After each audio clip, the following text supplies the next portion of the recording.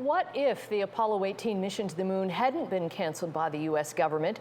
Chris Hadfield has created a chilling alternative version of history in his new novel, The Apollo Murders. And Commander Hadfield joins us this morning. Good morning to you. Good morning, Annette. How are you today? I'm doing very well, thank you. I want you to describe the premise of the book because I don't want to give anything away.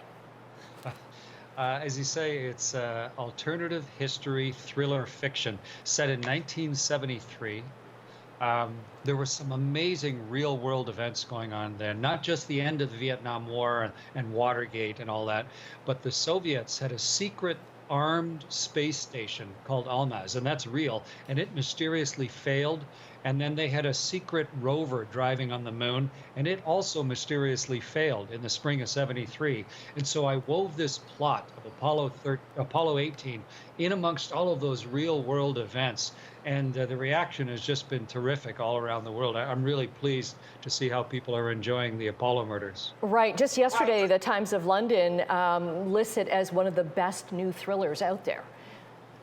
Yeah, that's crazy. And the New York Times wrote a big article about it, and it's been in many of the Canadian papers as well. So yeah, it was. I just love doing the research for it, digging back in and discovering all of these like little Easter eggs of real events that happen, and then making them part of the story. And I think that people will really get a feel. You know, writing fiction. I've written fact before, but writing fiction, you can really get into how people react. What's your gut reaction? How do you talk to other people in space? What goes wrong? How do you react when things go well?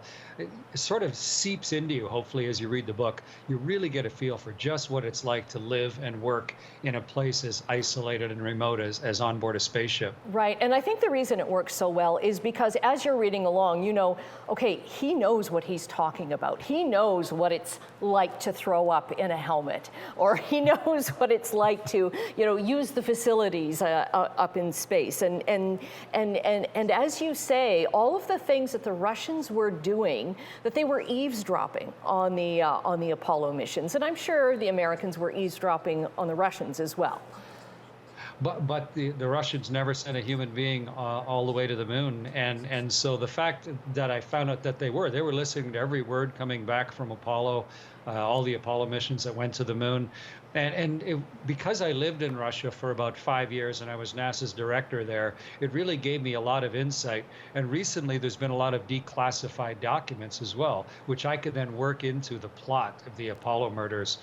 And the people that have recommended it, I mean, James Cameron loves the book. Frederick Forsyth, who wrote The Day of the Jackal. I just can't believe, he was one of my writing idols. I can't believe that he wrote a recommendation for the book. So I'm really pleased with seeing people, how they're reacting to the story. It was a huge challenge for me, and it feels like another whole launch to have released a fiction book, that came out of my head. But hopefully I've woven enough of personal experience and the real world and a lot of real world characters. I think over half the characters in the Apollo murders are real people, so that made it like just intricately putting together this jigsaw puzzle to make all the fact and the fiction marry up. And I'm really, really happy with the result. Right. I see a lot of you in the main character, Kaz. He reaches for his guitar a lot. Well, there are a lot of astronauts that are musicians. It's just, we're very technically oriented. And there's a Canadian guitar permanently up on the space station. There's always somebody up there who plays guitar and sings. And so, yeah, obviously when you write stuff you're familiar with. So the lead character in this, Kaz, he's got some of me in him for sure, but he does a lot of things that I could never do too. So right. So the crossover between the Cold War and the space race, and then what it was really like in the Soviet Union at the time, and the American political scene, it made for a really hairy, twisted plot that all comes thundering down to the big splashdown in the Pacific just north of Hawaii at the end. I have to tell you, the last few chapters, I had to check my breathing apparatus because I was like, like this reading it. It is so well done. I want to leave you with a little surprise because my co-host, Bob Cowan, also went to White Oak Secondary. in Oakville, where you did. He has unearthed a grade 9 yearbook photo There of you Chris are. Hadfield. There you are. Now, I don't know if you'll recognize Bob from his grade 10 photo that year. So he's a year above you. There's Bob Cowan, who joins us now. Chris, congratulations on the book. I can't wait to read it. I love the premise, but you wouldn't remember me because I was in the smoking area at White Oaks when you were in science class.